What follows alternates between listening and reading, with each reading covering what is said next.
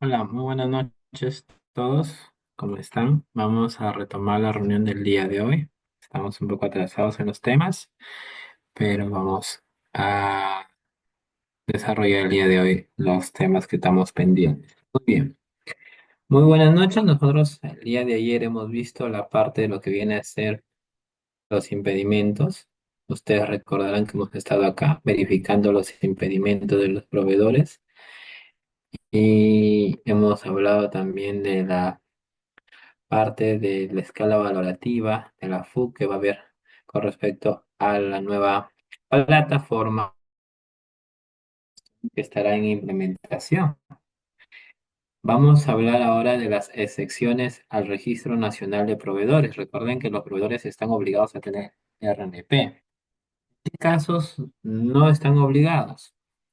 En los siguientes casos, y bienvenidos a la reunión del día de hoy, vamos a retomar nuestra sesión de trabajo indicando que los proveedores tienen que estar en el Registro Nacional de Proveedores y no requieren inscripción en ese registro las entidades contratantes comprendidas en el numeral 3.2 del artículo 3 de la ley.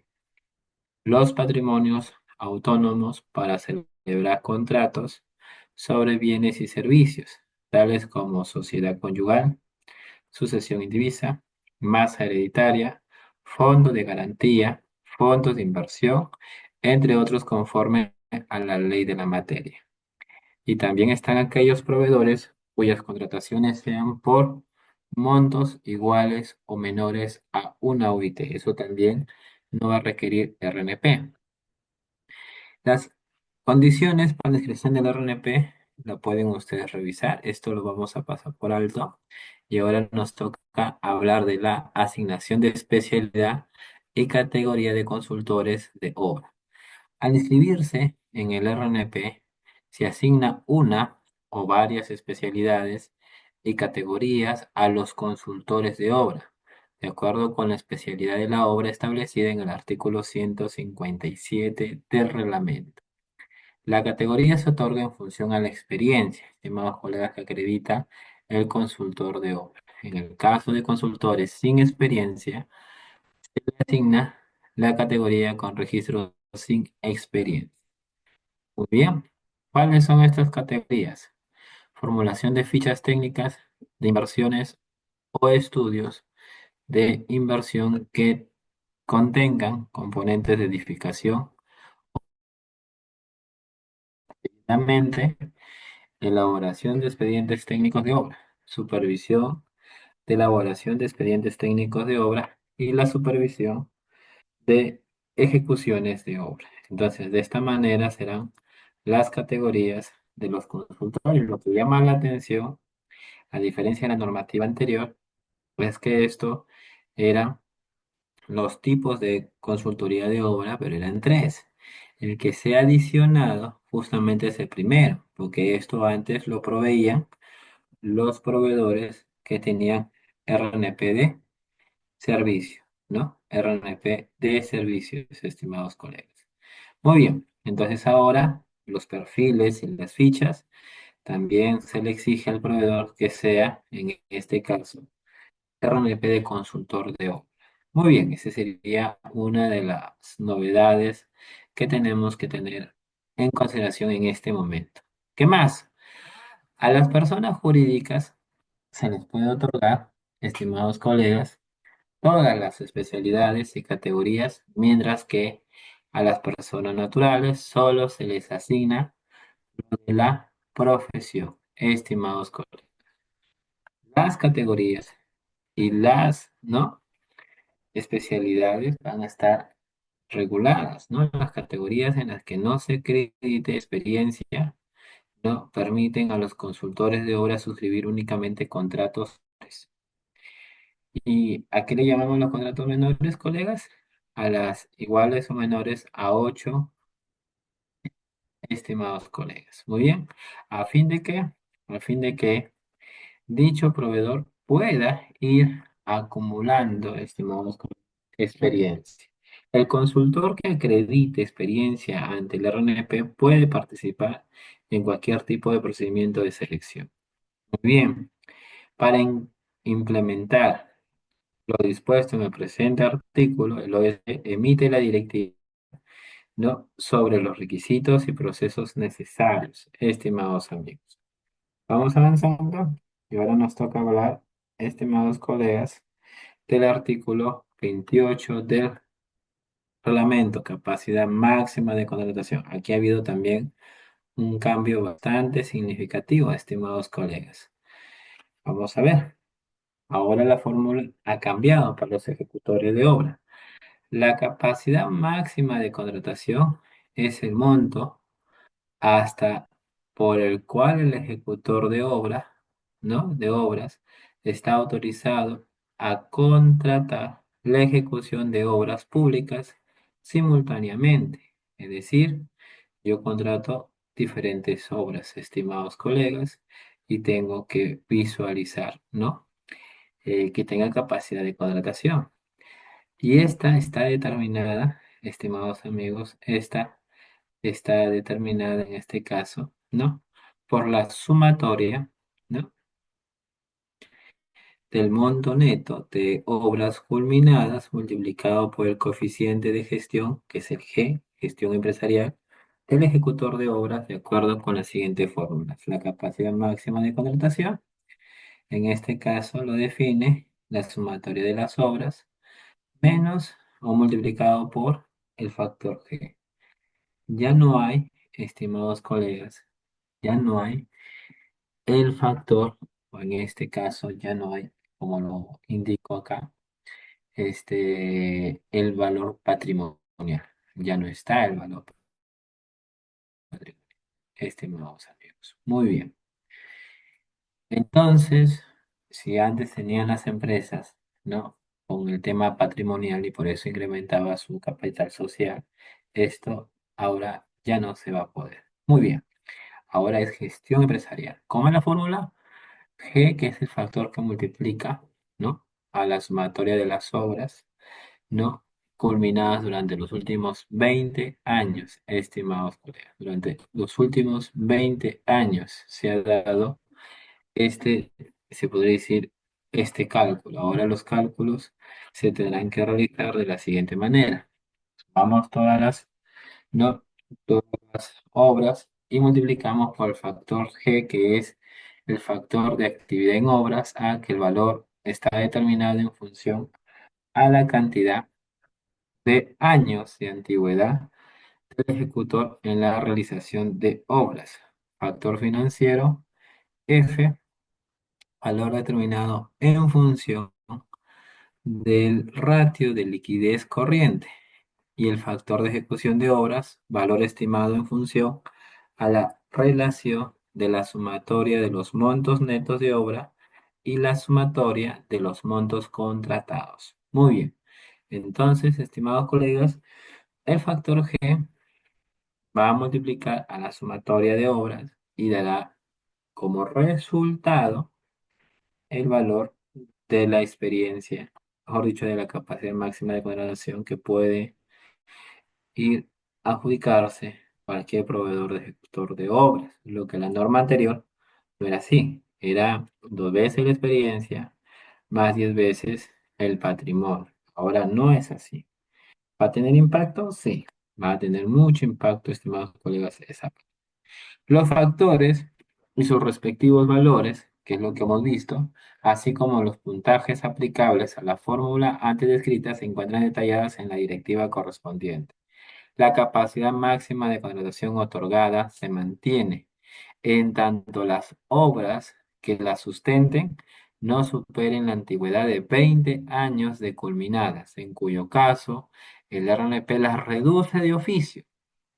Ojo con este detalle, de acuerdo con la directiva correspondiente. Es decir, va a haber una actualización automática de la información, de no tener experiencia dentro de los 20 años o esa experiencia va caducando, se va retirando, es lo que nos dice esta parte de la normativa. Atento a los ejecutores de obra. En el caso de ejecutores de obras que no acrediten experiencia, se les otorga una capacidad máxima de contratación hasta por un monto equivalente de 500.000 soles. No quiere decir que te den de golpe 500.000, te pueden dar hasta 500.000, va a depender de la información y del registro que se pueda indicar e incorporar en el RNP en función al factor financiero que acredite ante el RNP de acuerdo con la directiva correspondiente. Muy bien. Artículo 29 del reglamento, la constancia de capacidad máxima de contratación. La constancia de capacidad, ¿no? Libre, perdón, de contratación es el documento expedido por el OSE. Tú eres una empresa, ganas una buena pro de obra, esta se consiente o queda administrativamente firme, tramitas esta constancia de capacidad libre de contratación. Es un documento que lo tramitas ante el OSE que certifica el monto no comprometido de la capacidad máxima de contratación, hasta por el cual puede contratar un ejecutor, acreditando que cuenta con la capacidad suficiente para perfeccionar el contrato. De ser el caso, recoge información de los actos judiciales que suspende la sanción impuesta por el Tribunal de Contrataciones Públicas. La CCLC es solicitada al OSE por los ejecutores de obra cuando, a partir del registro en la Pladico del consentimiento de la buena pro o de que haya quedado esta explicación administrativamente firme. La CCLC habilita, estimados colegas, al ejecutor de obra a suscribir el contrato. Tienen que presentar como parte de la documentación para la firma de contrato, no este documento. Muy bien, estimados amigos. Vamos avanzando. Recuerden que el procedimiento de expedición de la CCLC es electrónico y de aprobación automática, sujeto a los requisitos y las condiciones establecidos en el reglamento y el TUPA del OSE. Vamos avanzando. Son condiciones para solicitar la CCLC. ¿Qué cosa? Contar con inscripción vigente en el RNP como ejecutor de obras. No encontrarnos sancionados por el Tribunal de Contrataciones Públicas con sanción de inhabilitación temporal o definitiva.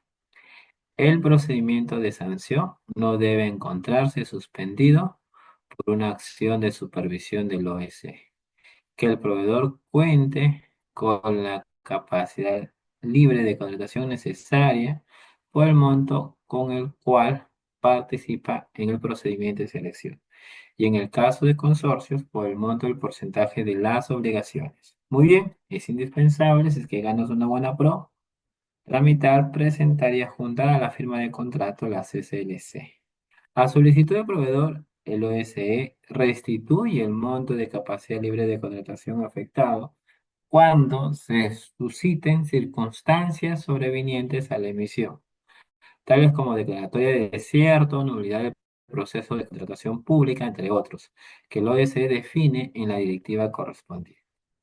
Muy bien, ahora hablemos de récord de ejecución de obras, algo que les va a interesar mucho a nuestros colegas, los proveedores, los que asesoramos a empresas constructoras.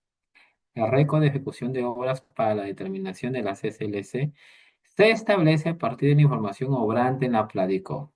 A fin de determinar la CCLC, se tiene en cuenta la información obrante en la ficha única del proveedor de los contratos de obras suscritos con entidades contratantes, los cuales constituyen su récord de ejecución de obras. Se incluye la información correspondiente a las valorizaciones periódicas aprobadas por la supervisión, montos adicionales y o deductivos aprobados por la entidad contratante si los hubiera.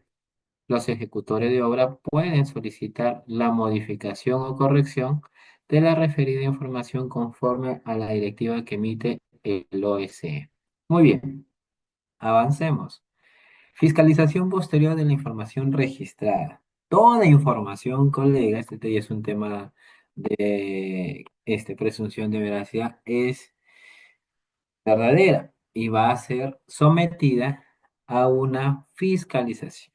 Pero esta fiscalización, según las normas de la 27444, es aleatoria. Esta fiscalización es muestral, ¿no? Entonces, el OSE también forma parte de las entidades que aplican la 27444. Por eso hay que tomar en cuenta mucho esta parte de la normativa que nos exige lo siguiente.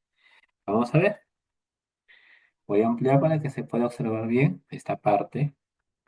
El OSE, a través de la fiscalización posterior, es decir, de la documentación que presenten los proveedores, verifica mediante muestra las denuncias y comunicaciones. O sea, hago un tema muestral o recibo denuncias o recibo comunicaciones en las que tome conocimiento sobre la autenticidad de las declaraciones, de los documentos, informaciones y de las traducciones tanto en medio físico, digital u otros de naturaleza análoga, proporcionados por los proveedores o sus representantes legales en los procedimientos de aprobación automática y de evaluación previa. Dicha fiscalización se sujeta a los principios de presunción de veracidad y privilegio de pruebas posteriores. ¿Qué significa? Primero, que la información dada o presentada va a asumir que es verdadera. Segundo, que si hay una denuncia, si hay una comunicación o por el método de revisión aleatoria, inicia inmediatamente la verificación de esta documentación, que es el proceso de fiscalizar. De encontrarse alguna controversia, distinción diferente a la registrada, un dato diferente o simplemente se determina que no existe, se rompe la presunción de veracidad. Estimados colegas, el proceso de fiscalización posterior es de es de comprobación administrativa y se desarrolla de forma reservada, por lo que el inicio de la fiscalización no es notificado a los proveedores conforme a lo previsto en la Ley de Procedimiento Administrativo General, salvo en los casos en que se requiere verificar alguna información directa con el proveedor investigado. Muy bien, entonces, advertido estamos. El OSD puede hacer estas verificaciones de información en su condición de fiscalización posterior. Muy bien, vamos avanzando con la presentación. Vamos acá. Algo más que decir sobre este tema. El OSD efectúa todas las comunicaciones que sean necesarias para realizar los cruces de información con terceros utilizando los canales de notificación digitales disponibles, asimismo para verificar la información y documentación proporcionada por los proveedores. Hace uso de los sistemas informativos disponibles, como por ejemplo SUNAR, RENIE, entre otros, de preferencia utilizando mecanismos de interoperabilidad y cualquier otro medio o herramienta que coadyuve a realizar las funciones de fiscalización. En el caso de la interoperabilidad entre entidades públicas, estas utilizan la Plataforma Nacional de Interoperabilidad, el PNI, conforme a la normativa de la materia. ¿Qué más debemos de saber? La presentación de documentación falsa o información inexacta ante el RNP habilita la declaración de nulidad del acto administrativo correspondiente. En este caso, los hechos se ponen en conocimiento del Tribunal de Contrataciones Públicas y de la Procuraduría Pública del OSE a fin de que, de acuerdo a nuestras atribuciones y competencias, se adopten las acciones legales correspondientes. Esta declaración de nulidad del acto administrativo tiene efecto declarativo y retroactivo a la fecha de su aprobación, conservándose como válida la información correspondiente al acto anterior de ser el caso. Muy bien, vamos avanzando y ahora sí, arrancamos con los actos preparatorios. Hasta aquí no sé si tengan alguna pregunta, estimados colegas, alguna duda, alguna inquietud. Vamos con la parte de la elaboración de requerimiento. El requerimiento da inicio al proceso de contratación y es realizado por la entidad contratante en el marco de la programación multianual de bienes, servicios y obras, y a las etapas de formulación y programación presupuestarias correspondientes. Es decir, ya de cajón tenemos que saber que los bienes, servicios y obras que se vayan a requerir deben estar programados.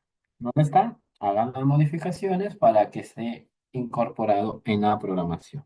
Recuerden que el área usuaria, ojo con eso, y o el área técnica estratégica, según correspondan, determinan el requerimiento en coordinación con la dependencia encargada de las contrataciones, en el cual se identifica la finalidad pública y los objetivos de la contratación, estimados.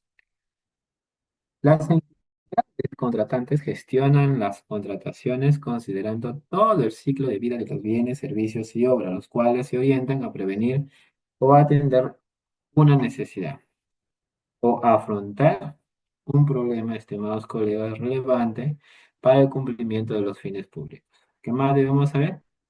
El requerimiento permite el acceso de los proveedores al proceso de contratación en condiciones de igualdad sin obstaculizar la competencia o direccionar el proceso de contratación a un determinado proveedor. Muy bien, ¿qué más debemos de saber, colegas, sobre el requerimiento? ¿No? Entonces, el requerimiento se elabora de manera clara, ¿no? De manera clara y objetiva y debe expresar el bien, servicio u obra a contratar, preferentemente en función a su desempeño y funcionalidad. Atentos, ¿no? Lo que decíamos la sesión pasada, ¿no? Será el área usuaria responsable de la calidad, ¿no? Entonces, el valor por dinero nos va a respaldar, estimados colegas, ¿no? Muy bien.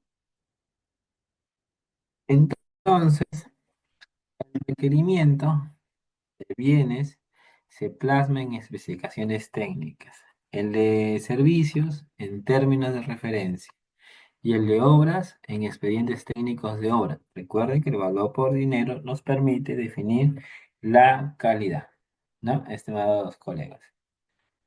Hasta ahí, no sé si tengan alguna pregunta. Bien, se debe de definir el objeto funcional y el sistema de entrega a ser utilizado. En los documentos integrantes del expediente de contratación, según corresponda, se aplica expresamente el principio de valor por dinero. Con respecto a los contratos estandarizados de ingeniería y construcción de uso internacional, el requerimiento puede plasmar en aquellos documentos que se precisen en ellos. Muy bien. Acá yo quiero hacer un paréntesis con los contratos de ingeniería y construcción de uso internacional. Hay 6 tipos de ejecución de obra, estimados colegas. Muy bien, y hay 6 tipos de ejecución de obra.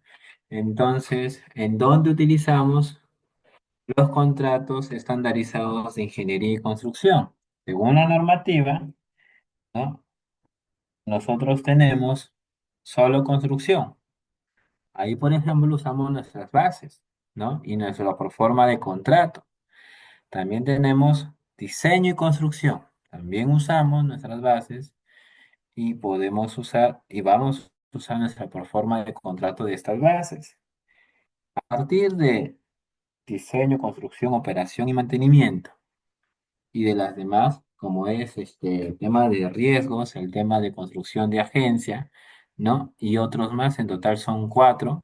Estos 4 restantes, que no son solo construcción o que no es diseño y construcción, obligatoriamente, colegas, obligatoriamente se utilizará los contratos de diseño y construcción de uso internacional. Según la normativa, estos últimos 4 tipos de obra van a utilizar específicamente este tipo de contratos estandarizados. Aquí hay que pagar la licencia del contrato. Ya salió la directiva, la resolución, perdón, directoral 11 de la DGA que ha enumerado los contratos NEC y los contratos FIDE. Son los 2 tipos de contratos que ya están autorizados para ser utilizados por las entidades, pero todavía no lo pueden usar porque falta que la entidad, ¿no? En este caso la DGA, publique quiénes o qué entidades serán parte del piloto, licencias. Hay que estar autorizados por la DGA en el piloto, que va a haber asistencia técnica. Entonces, esa parte en obras, hay mucha expectativa, todavía no tenemos esa información, ¿no? De quiénes van a participar en el piloto. Muy bien, vamos por el lado de obras. En el caso de obras, el expediente técnico de obra debe contar con una estructura de costo definida de acuerdo con las particularidades que demande la complejidad del proyecto. Acá la novedad para la nueva normativa es que ustedes pueden convocar una obra a precio fijo, o sea, los proveedores van a ofertar al 100%, ¿no? Y también pueden tener una obra, ¿no? Ofertar una obra a precio variable, o sea, el proveedor puede ir al 95% o hasta el 110%, ya no es 90%, porque ya sabemos nosotros que si un proveedor va al 90% y gana, suele tener contingencias la obra, no hay mucho margen de ganancia y estas obras por lo general tienden a ser paralizadas, ¿no?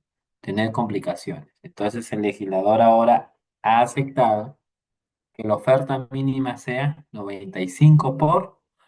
Entonces ese umbral ha pasado de 90 a 95%. Considero yo saludable. Vamos por este lado. Para la elaboración del expediente técnico de obra, las entidades contratantes utilizan, otra exigencia de la nueva normativa, la metodología BIM en el marco del Plan BIM Perú y las disposiciones del Sistema Nacional de Programación Multianual de Gestión de Inversión a la gestión de la información de las inversiones. Ojo, ojo, atentos con esta parte. Mi entidad no usa BIM, no tiene las herramientas. Muy bien. Entonces deberán sustentar por qué razones no van a usar el BIM. Esa es parte de la exigencia. En el caso de obras bajo el sistema de entrega de solo construcción, el contratista revisa el expediente técnico de obra e informa al supervisor o inspector de obra sobre los posibles riesgos. Esto estaba en la anterior normativa igual, solo que acá cambia de redacción sobre los posibles riesgos del proyecto de corresponder. Los plazos y condiciones para ellos se establecen en el reglamento. Después de la firma de contrato va a ser lo dispuesto en este párrafo no es aplicable a los contratos estandarizados de ingeniería y construcción de uso internacional. Hay una pregunta, esperemos que sí, es la asistencia. No se vayan a olvidar, estimados colegas, del link de la asistencia del círculo de abogados para su certificado. Damos, porque estamos recién viendo el tema de actos preparatorios y también tenemos que avanzar con la parte de procesos y ejecución contractual. Muy bien, en el caso de la compra pública de innovación, que es un nuevo método, nuevo método eficiente de contratación, es posible definir el requerimiento, o sea, vamos a requerir una CPI.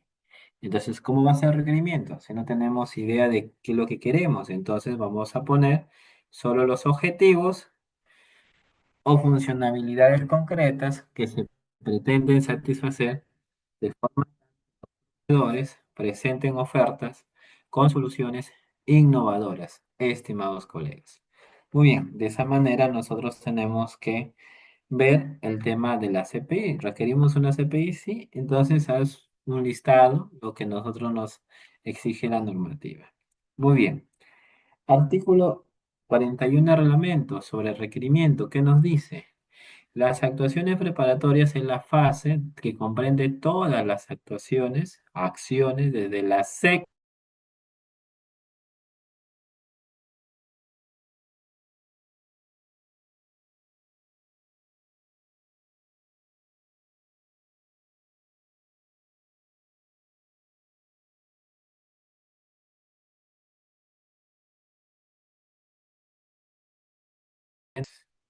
Vamos a conocer rápidamente de qué se trata. La segmentación de la contratación y la elaboración de requerimientos. Todos hemos estado al pendiente, ya salió la directiva de la DGA que habla de la guía de actos preparatorios. Muy bien, entonces el artículo 42 del reglamento nos precisa que mediante la segmentación que se va a hacer por parte de la entidad contratante, vamos a clasificar las contrataciones consideradas en el Plan Anual de Contrataciones del CMN en el ejercicio presupuestal en curso. Esto tiene que hacerse al inicio de año, solo que ahora con la nueva normativa recién, estas semanas hemos podido tomar conocimiento de la guía, ¿no? De cómo va a ser la segmentación.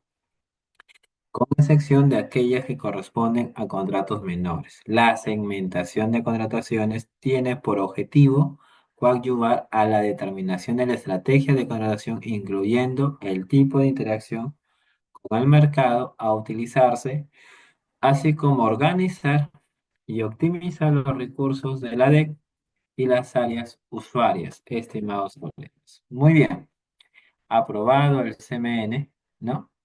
La DEC informa mediante documento interno a todas las áreas usuarias la clasificación en categorías efectuada a sus contrataciones. Es decir, vamos a subdividir, adjuntando un cronograma para la presentación de los requerimientos correspondientes, el cual considera los plazos previstos para el desarrollo de las actuaciones preparatorias a fin de que las áreas usuarias realicen las gestiones necesarias. En el caso de contrataciones no planificadas, no hubieran sido consideradas en el PAC del CMN, la DEC efectúa la segmentación de la contratación una vez que el área usuaria haya solicitado la modificación del CMN, estimados colegas.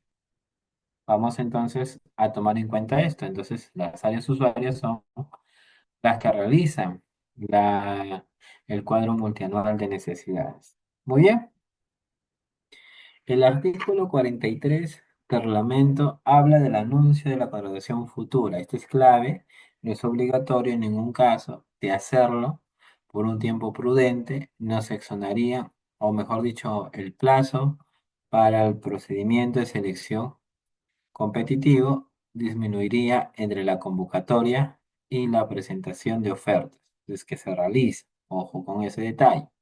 Recuerden que la entidad contratante, ¿no? La entidad contratante a través de la DEC puede publicar en la Platicop y o en su sede digital un anuncio de contratación futura de manera previa a la convocatoria en los procedimientos de selección que contemplen dicha opción conforme a la base estándar correspondiente, a fin de, estimados colegas, a fin de dar a conocer de manera temprana a los potenciales proveedores la intención de convocar, estimados colegas, el procedimiento de selección pudiendo aplicar lo dispuesto en el numeral 64.3 del artículo 64, incluyendo la siguiente información.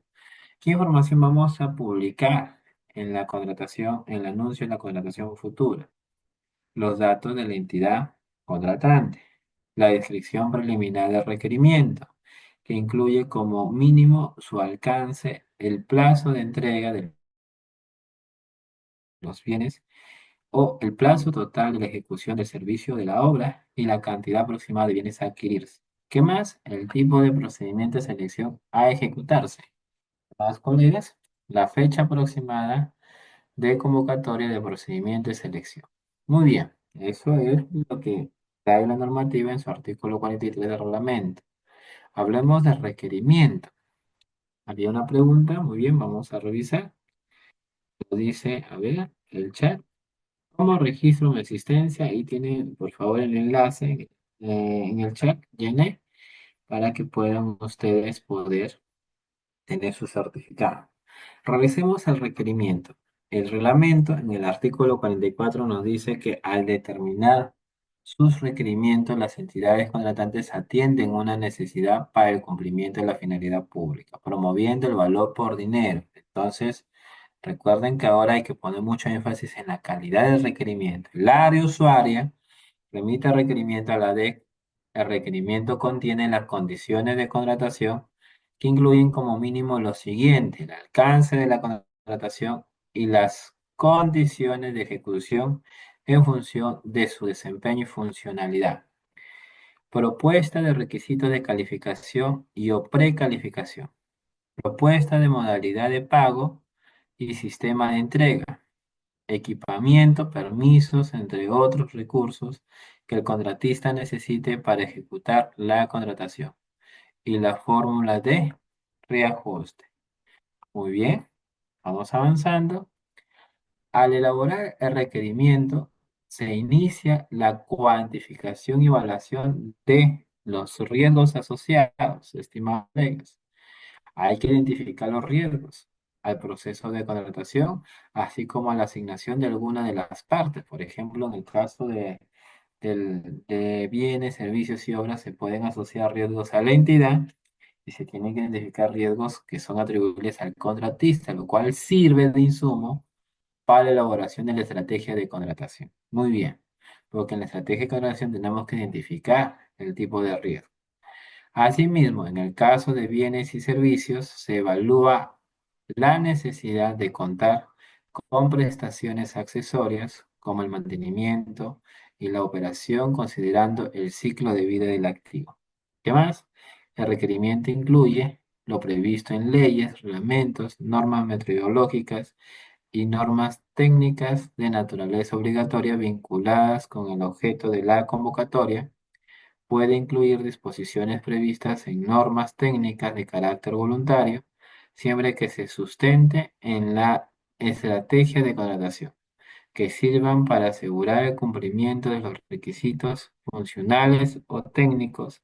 Se verifique que existe en el mercado alguna entidad u organismo que pueda acreditar el cumplimiento de dicha norma técnica y se basen en normas internacionales cuando éstas existan y puedan ser aplicadas en el territorio nacional y no contravengan, en el caso de las normas facultativas, no contravengan las normas técnicas de cumplimiento obligatorio. Entonces, para resumir, el requerimiento tiene 5 partes: características técnicas, requisitos funcionales, las condiciones administrativas, que es lo que ha cambiado con la nueva normativa. Tenemos las normas de carácter obligatorio, según el objeto, lo que lo regula, y tenemos las normas de carácter facultativo con estas exigencias que están aquí. Muy bien, sobre esta parte, no sé si tengan alguna duda, alguna consulta. ¿Qué nos dice la norma sobre el requerimiento? El requerimiento no incluye exigencias desproporcionadas o innecesarias que limiten la competencia, la concurrencia o favorezca a un determinado proveedor, ni hace referencia a procedencia, fabricante, marca, patente, origen o tipo de producción, ni descripción que oriente la contratación hacia ellos, salvo que la autoridad de gestión administrativa haya aprobado el correspondiente proceso de compatibilización. La compatibilización de requerimiento era lo que antes era la estandarización, Directiva 4/2016. Ahora tenemos otro documento que regula la compatibilización determinado por la DGA, estimados colegas. Entonces la DGA ya reguló esta parte. Muy bien, la D verifica que el requerimiento cumpla las disposiciones de la ley y el reglamento, y de ser el caso propone mejoras considerando sus funciones y especialidad, pudiendo modificar su contenido en cualquier momento de las actuaciones preparatorias, para lo cual, es decir, la ley puede apoyar, para lo cual es necesario que el área usuaria dé la no objeción el requerimiento modificado a fin de que continúe con el trámite correspondiente. Si no da la no objeción, ahí vamos a tener que actuar de la siguiente manera. El área usuaria puede objetar la modificación del requerimiento propuesto por la DEC solo cuando exista el riesgo de que esto no se satisfaga su necesidad y no se cumpla la finalidad pública de la contratación. La DEC verifica si el requerimiento se encuentra incluido en una ficha de homologación vigente o en una ficha técnica vigente. En dichos casos, el requerimiento recoge las características técnicas ya definidas, así como los requisitos de calificación contemplados en esta o en los documentos de información complementaria según corresponda. Muy bien, muy bien. El objeto del requerimiento se determina en función a la naturaleza de la contratación. En el caso de contrataciones que involucran diversos tipos de prestaciones, el objeto se determina en función a la prestación que represente el mayor costo, siempre que no desvirtúe la naturaleza de la contratación. Entonces, si tenemos bienes, servicios y obras, predomina y se convoca el objeto con mayor presencia en sus costos. En los procedimientos de selección que incluyan la subetapa de diálogo competitivo, que ahí después de los 79 millones en obra, por ejemplo, puede haber diálogo competitivo, estos se convocan a partir de un requerimiento preliminar que contiene únicamente la descripción de la necesidad y los objetivos, metas y funcionalidades concretas que se pretende satisfacer y su finalidad pública. Muy bien, luego competitivo se hace un requerimiento de esta manera, preliminar. Ahora hablemos de la interacción con el mercado. La ley nos exige lo siguiente, nos exige la estrategia de contratación. Y para hacer la estrategia, que es un documento que ya tenemos la guía, tenemos que hacer la interacción con el mercado. Y la interacción con el mercado ahora es de dos maneras, según la normativa. ¿Qué dice el artículo 47? A través de la interacción con el mercado, las entidades contratantes determinan la existencia de las ofertas, ¿no? Existencia de oferta, más de un proveedor, y competencia, que puedan competir sobre el requerimiento, perfeccionan su requerimiento, estiman el presupuesto requerido para la contratación y el mecanismo de contratación estratégica o procedimiento de selección más idóneo para proveerse de bienes, servicios y obras. Es decir, con la interacción de mercado, prácticamente definimos qué hacer. El reglamento establece los mecanismos, que son dos, segmentación y la otra que es consulta al mercado, ¿no?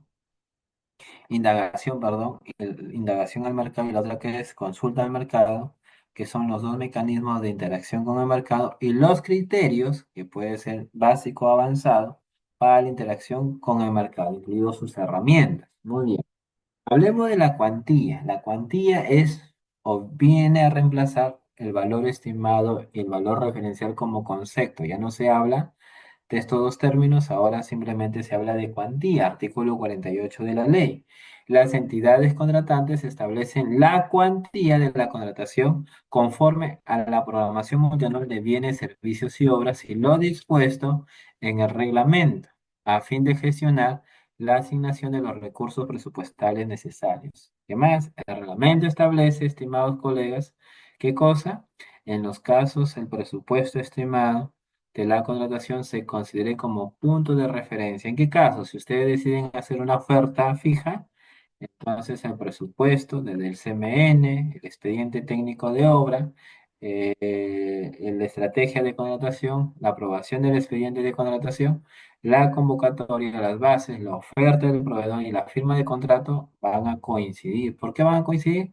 Porque hemos puesto que la oferta sea fija. Un saludo a Olga Chura y a Sarita Wang, que están registrando su participación, estimados colegas. Vamos a continuar con la siguiente parte. Nosotros ya estamos prácticamente a una hora de haber iniciado nuestra presentación y hablemos ahora de la estrategia de la contratación, que es algo importante para nosotros. La estrategia, reitero, es ese documento que ya está regulado, que ya salió la guía de los actos preparatorios y ese es el documento que todos hemos estado esperando. Pero ¿a qué se llama estrategia de contratación? A lo siguiente, vamos a ampliar y tenemos que la estrategia de contratación es el proceso de análisis integral de las variables que influyen en la contratación en aplicación de los enfoques y principios de la presente ley. Muy bien. La estrategia es elaborada por la dependencia encargada de las contrataciones en consideración a la planificación de la entidad contratante a través de la programación multianual de bienes, servicios y obras para la atención de las necesidades dentro de su competencia. Entonces vamos a tener que elaborar este documento. Contiene, entre otros, el tipo de procedimiento de selección o mecanismo de contratación, que más tiene la modalidad de pago, la verificación de la estandarización de requerimiento y la identificación de aquello que afecte o impulsa el objeto del proceso de contratación. La estrategia de contratación integra el expediente de contratación, es decir, forma parte, es un documento que va a determinar y con ello será pues parte del expediente que se apruebe. La estrategia, que es un documento, debe comprender además una correcta asignación de riesgos, reflejada en el perfil de riesgo de la contratación. Vamos a tener una matriz de riesgos para todo, lo que antes era solo para obras, ahora para bienes y servicios también se desarrollará esta matriz de riesgos, de acuerdo con los objetivos de la adquisición, sea de bienes, servicios u obras. Muy bien, tratándose de obras y consultorías de obras, estimados colegas, cuya complejidad técnica haya sido determinada por el área usuaria o por el área técnica estratégica, la propuesta de estrategia de contratación incluye adicionalmente el análisis comparativo para la elección del sistema de entrega de la obra. Recuerden que hay 6 tipos de entrega de obra. La evaluación del uso de un contrato estandarizado de ingeniería y construcción de uso internacional. Recuerden que en los últimos 4 tipos de entrega es obligatorio el sistema de entrega, el uso de estos contratos estandarizados de ingeniería y construcción de uso internacional. ¿Qué más? La valoración del empleo de metodología de trabajo colaborativo para la gestión de información de la inversión pública, que es el plan BIM.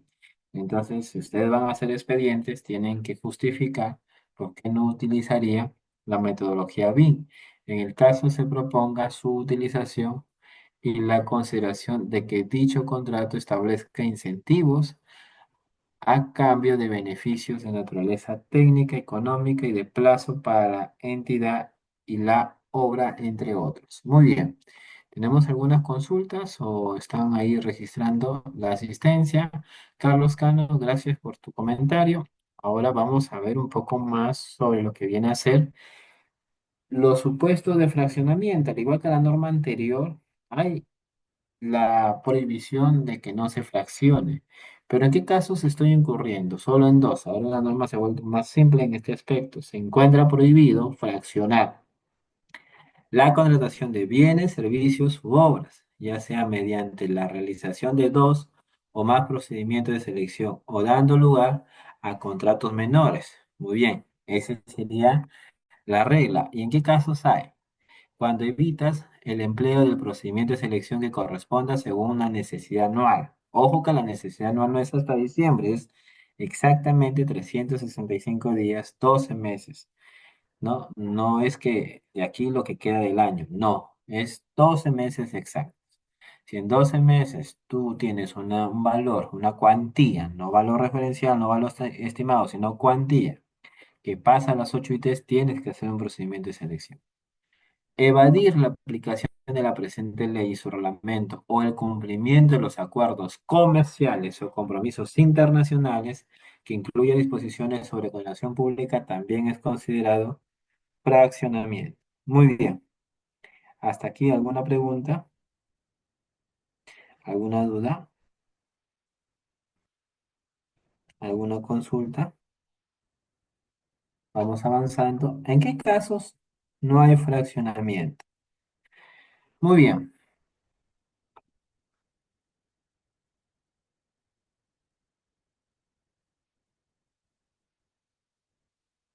En los siguientes.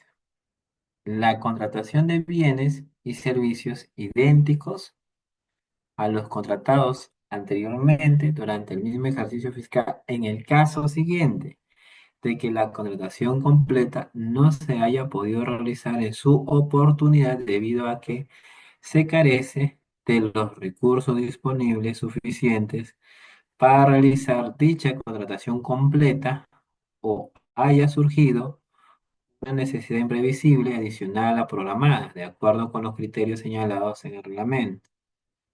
La contratación se efectúa a través de los catálogos electrónicos de acuerdo marco. Entonces ahí no hay fraccionamiento salvo las disposiciones señaladas en el reglamento, como por ejemplo evitar la gran compra y los otros supuestos que se establezcan en el reglamento. Entonces vamos a ver qué nos dice el reglamento sobre el fraccionamiento. Y aquí está el artículo 45 de la normativa. El área usuaria, según el reglamento, la DEC y las otras dependencias de la entidad contratante, cuya función esté relacionada con la correcta planificación de los recursos, son responsables en casos incurra en fraccionamiento, debiendo efectuarse En cada caso, el deslinde de responsabilidad correspondiente. Reitero, el reglamento confirma no constituye fraccionamiento conforme al artículo 50 en su numeral 50.2 lo siguiente. No es fraccionamiento por razones presupuestales, se acredite mediante informe de la Oficina de Planeamiento y Presupuesto de la entidad contratante o la que haga sus veces. Producto de una necesidad impredecible, adicional a la programada, eso no es fraccionamiento, generada por un evento no atribuible a la entidad contratante, la necesidad y su imprevisibilidad son debidamente sustentadas por el área usuaria. La DEC verifica las magnitudes programadas del ítem en materia del objeto contractual en el CMN, incluyendo las modificatorias. Y dos, que la fecha del hecho generador de la necesidad sea posterior al primer requerimiento por objeto contractual idéntico. ¿En qué otro caso no es fraccionamiento? En el caso que la contratación se efectúa a través de catálogo electrónico de acuerdo marco, salvo los casos que correspondan a realizar el procedimiento de gran compra conforme a la directiva que emita Perú Compras y otros expresamente establecidos en el reglamento. Muy bien, ahora sí, vamos al documento que tenemos que elaborar y el reglamento nos da mayores luces. La estrategia de contratación es un proceso mediante el cual la DEC, con base en el requerimiento, analiza y evalúa de manera integral las variables que influyen en el proceso de contratación en aplicación del principio de valor por dinero, considerando la información obtenida en la interacción con el mercado y aquella proporcionada por el área usual. ¿Qué debemos de redactar en la estrategia de contratación? Lo siguiente, los puntos de la A a la S. Todos estos puntos son los que tenemos que detallar. El tipo de procedimiento y su modalidad, el sustento para la utilización de un procedimiento de selección no competitivo de corresponder. Tenemos que desarrollar, describir la declaratoria de viabilidad en caso se corresponda con contrataciones que formen parte de un proyecto de inversión o la aprobación de una IOR, que son temas de Invierte P, regulados por la normativa aplicable. ¿Qué más? Posibilidad de distribuir una modalidad de contratación pública eficiente. El tipo de evaluador. Recuerden que son tres: oficial de compra, comité o jurado y su respectivo perfil. Los requisitos de calificación y o precalificación de corresponder. La propuesta y factores de evaluación de corresponder. La modalidad de pago, ¿no? Los sistemas de entrega de corresponder. Puntos no negociables de requerimiento durante la etapa de negociación o diálogo competitivo de corresponder. Las fuentes de financiamiento de la contratación y actualización de la cuantía de la contratación determinada por el PACTE CMN. Las garantías y adelantos. El análisis del consumo histórico del bien. Verificación del tipo de interacción con el mercado determinado en la segmentación. El cronograma, los roles, la evaluación de posibilidad de agrupar prestaciones, verificar que el requerimiento no se encuentre o se encuentre estandarizado. Muy bien. Dicen, estimados colegas, ahí por interno, nos preguntan. A ver, ahora sí hay preguntas de la materia. Carmen, de acuerdo con la nueva ley, ¿qué debo solicitar? Anterior se pedía cotizaciones. Eso justamente lo vamos a ver en breve, Carmen. No necesariamente en todos los casos serán cotizaciones. En algunos casos serán cotizaciones, en otros casos la indagación te permitirá ir a la parte histórica. Muy bien. Podrá ser básica o podrá ser avanzada. Wilson nos pregunta, cuando una obra es por administración directa, si hay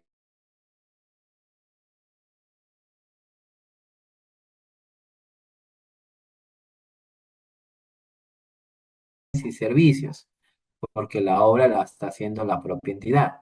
Entonces los bienes y servicios se hacen de manera independiente, ¿no? Usted puede comprar agregados, puede comprar cemento, puede comprar o el servicio de volquetes, el servicio de, ¿cómo se llama?, de eliminación de materiales, ya todo eso es por separado, ¿no? Entonces, ya cada partido o su partida del expediente técnico de obra por administración directa en su ejecución se contrata de manera independiente o conjunta. Eso ya el inspector de obra decidirá.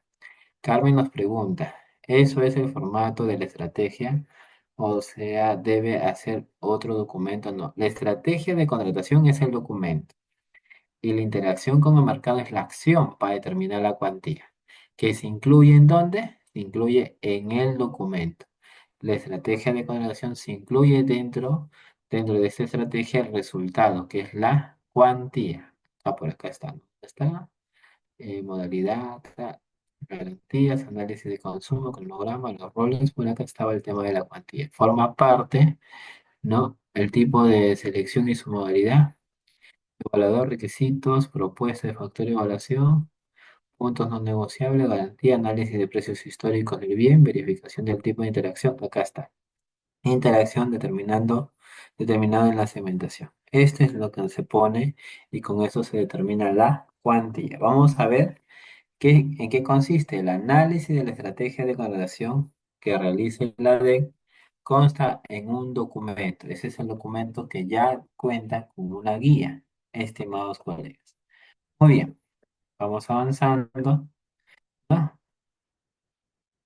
Y este documento, esta guía, es ya de conocimiento público y ha sido aprobado por la DGA y al imprimirlo y llenarlo, lo incorporamos al expediente de contratación, pudiendo requerir información al área usuaria para su sustento. O sea, puede ese formato tener más información. Estimados. Muy bien.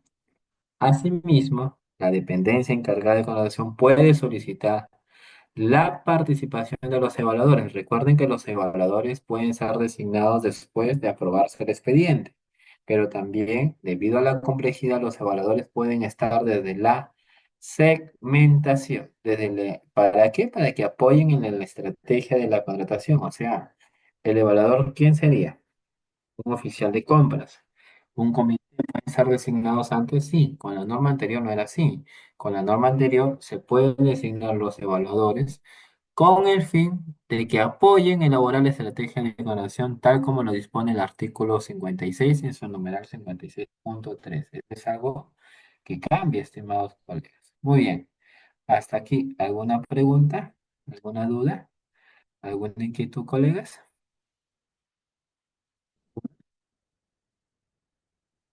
47. El reglamento. Interacción con el mercado. Vamos a la parte operativa, como lo consultaba nuestra colega. Actuar con el mercado consiste en un conjunto de actividades, o sea, un paso a la vez que sirven de insumo y forman parte de la estrategia de contratación y permiten a la entidad contratante perfeccionar su requerimiento. Podemos tener feedback y mejoramos el requerimiento también. Pero sobre todo necesitamos el valor, ¿no? Actualizar la cuantía de la contratación considerada en el pack del CMN. ¿Por qué? Porque el pack del CMN tiene un valor, tiene una cuantía que posiblemente sea aproximada. Puede subir como bajar dependiendo de la interacción con el mercado. La cuantía se va a actualizar. Muy Medir la existencia de oferta. Entonces, tiene que haber dos proveedores, porque ese sería medir la existencia de oferta existente en el mercado y la competencia y el riesgo de la frustración del procedimiento de selección, pudiendo considerar la capacidad, tamaño, tendencia del mercado. Los tipos de interacción atentos son indagación y la consulta al mercado. Son dos. ¿Puedo hacer solo indagación?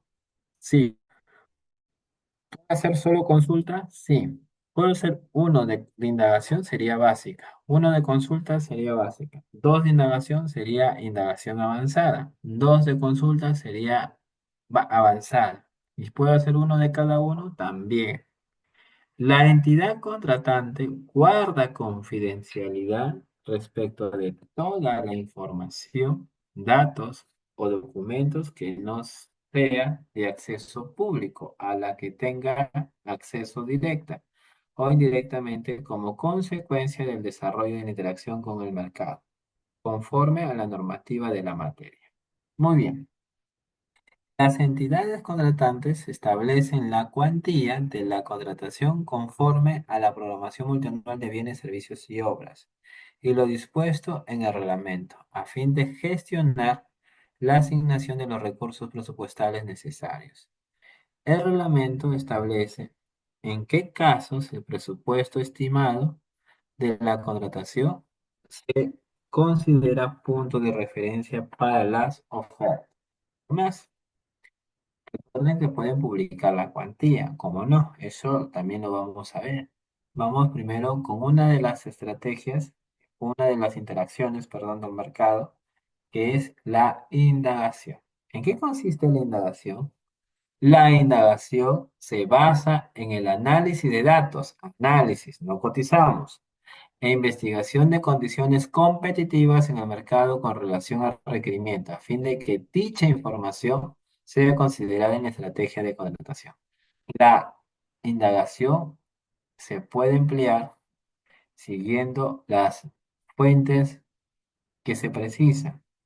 Información histórica. Puedo ir a una orden anterior. Información histórica de la entidad contratante, que incluye procedimiento de selección, contratos suscritos previamente de igual o similar objeto. Muy bien. Entonces, voy a mi información que ya cuenta con la entidad. ¿Qué más? Información de procedimiento de selección o contrato suscrito por otras entidades contratantes obtenidas en la Pladicov. ¿Qué más? Y otras que estimen pertinentes según la estrategia de contratación. Las fuentes de información referidas de forma preferente corresponden a los tres últimos ejercicios presupuestales. Entonces podemos comparar varias órdenes de compra o de servicio de varios periodos, asimismo por 3 años al menos, ¿no? Se puede solicitar información a los potenciales proveedores del rubro del objeto de la convocatoria. Muy bien, la indagación puede ser básica o avanzada. Para la indagación básica se utiliza como mínimo una fuente de información, estimados colegas, mientras que para la indagación avanzada se utilizan dos más fuentes. Muy bien. Entonces acá tienen su primera fuente, su segunda y otras más. Muy bien. Ahora vamos por la consulta al mercado. Si acá solo vamos por la información ya registrada, ¿cómo será la consulta? Mediante la consulta al mercado se propicia el intercambio de información de manera abierta y transparente con los proveedores. La consulta al mercado puede ser básica o avanzada. En el caso de la consulta al mercado básica, se emplea una sola herramienta de interacción, sea escrita o reuniones, mientras que para la avanzada se utilizan dos o más herramientas de la misma o distinta clasificación. Muy bien.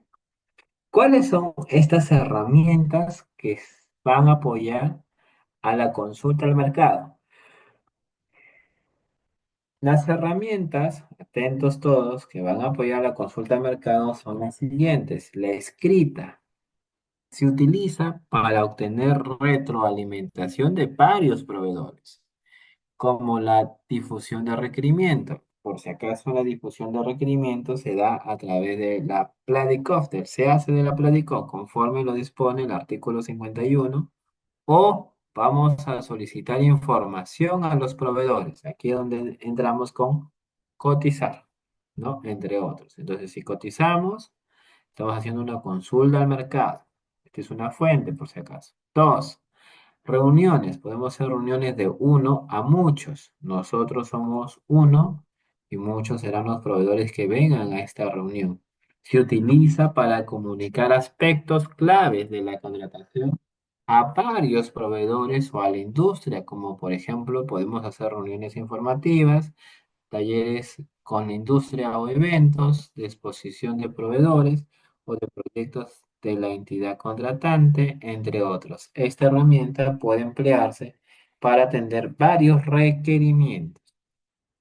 Uno a uno, que utilizan para obtener información detallada de una manera directa con el proveedor a través de reuniones individuales, de manera complementaria a las herramientas señaladas. La TEC puede realizar grabación con de conformidad con el artículo 48. Entonces, estimados colegas, ustedes deciden si hacen una indagación o hacen una consulta al mercado.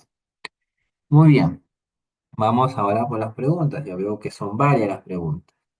Eh, Carmen nos dice, ¿eso es el formato de estrategia? O sea, ¿debe hacerse otro formato? No, el formato de estrategia de contratación es el que está publicado.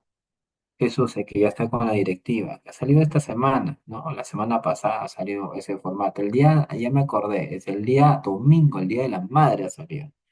Muy bien. Jesús nos pregunta, Jesús Manuel Ramírez, un gusto de conocerlo. Compra de uniformes para la policía. Tienes que hacer el formato y si es un uniforme que ya se ha comprado retiradas oportunidades, puedes usar solamente la indagación, ¿no? Entonces en la indagación tienes lo que la entidad ha comprado en los últimos 3 años y ya determina la probabilidad de la oferta, o sea, la existencia de oferta, ¿no? Entonces con eso puedes cerrar ¿no? tu interacción con el mercado. Entonces utilizas la indagación, por ejemplo. Carmen nos dice, formato de estrategia, reemplaza el informe de indagación. Claro, ya no hay informe de indagación, ya no hay EPON, ya no hay nada de eso, ¿no? Ya no hay valor referencial, no hay valor estimado, ya no hay resumen ejecutivo. Lo que hay es, primero hago la segmentación, de ahí hago el pack de CMN con la segmentación, de ahí hago el requerimiento, de ahí presento el requerimiento y va a la interacción con el mercado, pudiendo hacerse la indagación o pudiendo hacerse la consulta al mercado. Con eso determino la cuantía y elaboro la estrategia de contratación, que es el documento, estimados colegas. Y con la estrategia de contratación, con la cuantía, con todo lo definido de la A a la S que está en el formato, ustedes ya tienen casi el expediente listo. Como ya tienen CCP o lo piden en todo caso la CCP y la previsión presupuestal, ya pedirían la aprobación del expediente de control. Messi nos dice lo siguiente. Si en una compra menor a 8 ITs el TDR no hace referencia al tema de penalidad por mora, recuerden que las contrataciones menores están excluidas de la norma. ¿No? Artículo, bueno, en este caso ya forma parte de la flexibilidad, ¿no? Anterior, la norma anterior era excluido pero supervisado. Ahora tenemos una plataforma y es flexible. Entonces, los contratos menores tienen que guiarse por la normativa y nos dice, hace referencia al tema de penalidad por mora y el proveedor incurre en demora en la entrega del servicio, se debe cobrar la penalidad por los días de atraso. Control previo puede devolver el expediente o si puede observarlo. En efecto, la penalidad por mora ahora con la nueva ley general está regulada. Y como la compra menor, el contrato menor, forma parte de un método eficiente de contratación, es un método eficiente de contratación que tiene que guardar su flexibilidad, no lo exime, estimada Messi, no lo exime de aplicar la penalidad por mora. Ahora que la norma ha incorporado el contrato menor y es, reitero, un método eficiente de contratación donde el contrato menor, ¿no? De acuerdo a los artículos del reglamento, tiene que incorporar de manera obligatoria la penalidad por mora. Entonces, ¿cuál es mi sugerencia? Si va por ese lado la pregunta, es que si el proveedor ha incurrido en penalidad por que se ha sujetado, porque ha declarado que se sujeta a las normas, ¿no? de la nueva normativa, entonces apliquen la penalidad por mora, por si acaso. ¿No? Ernesto nos dice lo siguiente, buenas noches, profesor, ¿se puede cotizar sin que esté aprobado el CMN? No, porque primero se hace la segmentación y con la segmentación recién nosotros podemos recibir el requerimiento, bien claro lo dice acá, bien claro lo dice acá, ¿dónde está el requerimiento? Por acá está. Lo acabo de precisar hace unos minutos atrás. A ver si me lo permite Ernesto. Por acá estaba, por acá está. Acá estaba. creo que estaba antes en interacción. La DEC verifica, miren, atentos, si el requerimiento se encuentra incluido en la ficha homologación vigente o en la ficha no. En dichos casos, el requerimiento recoge las características. No, este no es. Por acá está, un texto así chiquito. Muy bien. A ver, creo que está por acá. Este no es. Actuaciones, el requerimiento. Un ratito, por favor. En el caso de acciones no acá está. 42.3. En el caso de contrataciones no planificadas que no hubieran sido consideradas en el pago del CMN, la DEC efectúa la segmentación una vez que el área usuaria haya solicitado y obviamente se haya aprobado, ¿no? La modificación del CMN. Entonces, queda clara la postura, estimado Ernesto. No se podrá ni siquiera segmentar, o sea, menos cotizar. ¿Vamos bien ahí? ¿Está clara la solución? Carmen nos dice, si tengo mi requerimiento para competitivos, ¿cómo determino mi cuantía? Ya no es necesario hacer la consulta al mercado, reitero. La interacción con el mercado tiene dos caminos, la indagación y la consulta. Nosotros hacemos cualquiera de los dos. Recuerden el artículo. Nuevamente, vamos a ensayar esta parte que es importante. Estrategia, interacción con el mercado. ¿Qué dice? Los tipos de interacción con el mercado son los siguientes: indagación y consulta. Los tipos. La pregunta es, ¿qué voy a usar? ¿Indagación o consulta? ¿Qué nos dice la norma? La entidad contratante guarda confidencialidad. Muy bien, vamos a este es el reglamento, ¿no? El reglamento nos dice lo siguiente. La interacción consiste en un conjunto de actividades que sirve de insumo y forma parte de la estrategia de contratación y permite a la entidad contratante perfeccionar su requerimiento, actualizar la cuantía. Lo que nos interesa es la cuantía. ¿Lo podemos hacer solo con indagación? Sí. ¿Lo podemos hacer solo con consultas? Sí. ¿Qué nos dice? Esta parte final, acá. De manera complementaria, no es obligatoria, a las herramientas señaladas, la DEC puede realizar no, una indagación de conformidad con el artículo 48. ¿Qué dice el artículo 48? Indagación. Yo puedo hacer solo indagación. La indagación se basa en el análisis de datos. Bien, ¿con eso puede ser cuantía? Sí. ¿Y la consulta de mercado qué es? Mediante la consulta se produce el intercambio de información. La consulta de mercado puede ser básica o avanzada. En este caso, la consulta de mercado básica se emplea una sola herramienta de interacción, será, si escrita o reuniones, esta será básica, mientras que la avanzada será una o más. Muy bien, entonces nosotros podemos ver si vamos por la indagación o vamos por la consulta, estimados colegas. Muy bien. Esto, ¿por qué se ha hecho así? Simple. Vamos a comprar un papel higiénico, aunque eso está en acuerdo marco. Vamos a comprar, por ejemplo, bloqueadores, ¿no? Muy bien, eso es un producto básico, ya lo compraron anteriormente, entonces, por eso fíjense mucho en la segmentación, colegas, ¿no? Entonces, la segmentación es clave y piensen también ahora de este manual que los actos preparatorios que ya está publicado. Carmen nos pregunta, ¿no? ¿En qué casos? Por ejemplo, en cosas pequeñas y básicas, hagan indagación. En cosas de consultorías y obras, sí o sí van por la consulta del mercado. ¿Por qué? Porque son cosas complejas, cosas de mayor magnitud. Y ya la gradualidad a ustedes les va a enseñar, ¿no? Si van por indagación o van con consulta. Todos los servicios, en mi opinión personal, van a consulta.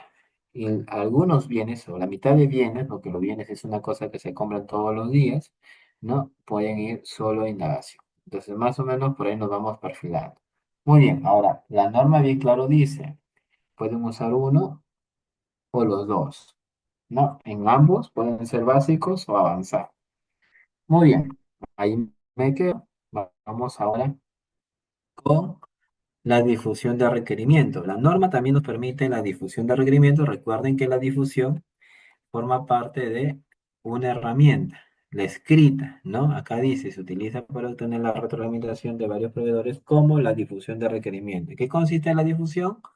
En lo siguiente, la difusión de requerimiento es una herramienta de consulta al mercado,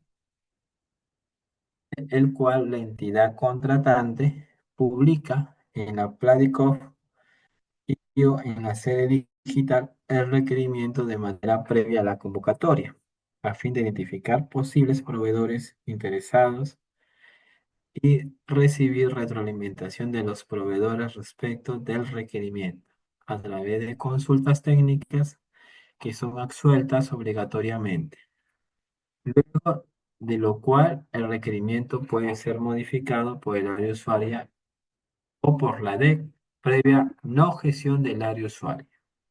Muy bien, la formulación de consultas se publica y vamos a recibir consultas. Puede ser que no recibamos, ¿ah? Pero vamos a ver qué es lo que nos dice la normativa. Nosotros podemos recibir estas consultas y o comentarios técnicos, así le llama la norma ahora, ¿no?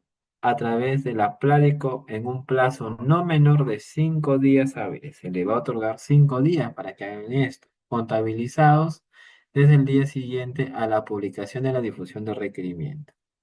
En el plazo máximo de 3 días hábiles de formuladas las referidas consultas y o comentarios técnicos, el área usuaria, colegas y la DEC realizan la absolución, miren 3 días, publicando en la Pladicock un acta que contenga el resultado de este proceso. Muy bien, ¿qué más sigue? Dentro de un plazo máximo de 3 días hábiles de publicar la absolución de consultas y de respondido los comentarios técnicos, la entidad contratante realiza una reunión de confirmación y o aclaración a fin de corroborar el correcto entendimiento de los proveedores sobre la absolución efectuada. La dependencia encargada de contrataciones es la encargada de dirigir, estimados colegas, ¿no? Dirigir la reunión y establecer el orden de participación de los proveedores. ¿El área usuaria qué hace? El área usuaria absuelve, estimados colegas, absuelve y de ser necesario amplía el sustento técnico de la absolución preliminar. La reunión puede ser presencial o mediante el uso de plataformas digitales. Se elabora un acta de la reunión que es publicada en la Plarico al día hábil siguiente de realizada la reunión. Muy bien. Entonces, ahora con todo esto podemos agrupar las prestaciones, sí, para lanzar un proceso en conjunto, que nos dice el reglamento. La entidad contratante puede agrupar la contratación de bienes, servicios u obras esencialmente similares con la finalidad de incentivar la mejor, ¿no? ¿No? La mejor oferta, la mejora de precios y calidades por la mayor cantidad de contratación, o sea, porque hay mayor competencia y sobre todo por la economía de escala, como simplificar las relaciones contractuales. ¿Cómo vamos a agrupar? De la siguiente manera, el agrupamiento puede realizarse a través de los siguientes mecanismos. Por paquete. ¿Cómo es esto? La entidad contratante agrupa varios bienes o servicios distintos pero vinculados entre sí en un mismo objeto contractual o agrupa obras o consultoría de obra de similar naturaleza cuanto ésta resulte más eficaz y eficiente en términos de calidad, precio y o tiempo que efectuar contrataciones por separado, estimados colegas, ¿no? En cuyo caso se suscribe un contrato por cada consultoría de obra y por cada obra. En el caso de bienes se puede firmar contratos juntos. Muy bien, por el paquete. En el caso de obras y consultoría de obra se firma un contrato por cada obra, por cada consultoría de obra. Procedimiento según relación de ítems, lotes o tramos. Podemos hacer una lista de ítems, de lotes o de tramos. La entidad contratante realiza en un único procedimiento de selección la contratación de bienes, servicios, en general consultorías u obras distintos pero vinculados entre sí, los cuales se agrupan en diferentes ítems, lotes o tramos, siempre que el valor de cada contratación individual sea superior al de un contrato menor. Cada ítem constituye un procedimiento independiente dentro de un procedimiento principal al que se le aplican las reglas correspondientes al principal. Muy bien, tenemos algunos comentarios. A ver, vamos a revisar. Nos pregunta, muy bien, en contratos menores, ¿qué tipo de acción de mercado se realiza? Como ahí debemos o necesitamos, Carmen, ¿qué proveedor va a ganar? Tendría que hacer la consulta básica, o sea, la cotización. Pero recuerden, Carmen y todos los demás, que muy pronto será obligatorio la plataforma de contratos menores. Entonces ahí, Carmen, lo que nos queda es publicar el requerimiento y que sea la plataforma, tomen nota, por favor, que algunos ya lo están haciendo, que sea la plataforma la que nos diga quién será el ganador de esa contratación, que es una contratación menor. Ya hay entidades, a pesar de que esto es facultativo, que ya están haciendo todos los contratos menores a través de la plataforma. Ana nos escribe y nos dice, profesor, buenas noches. Una consulta. Antes de que entre en vigencia la nueva ley, ya había determinado mi valor estimado y contaba con la certificación. Muy bien. Entonces, hace el informe de estrategia de contratación para que tu certificación se mantenga y para que tus cotizaciones se conviertan en consulta al mercado. Y llena el formato.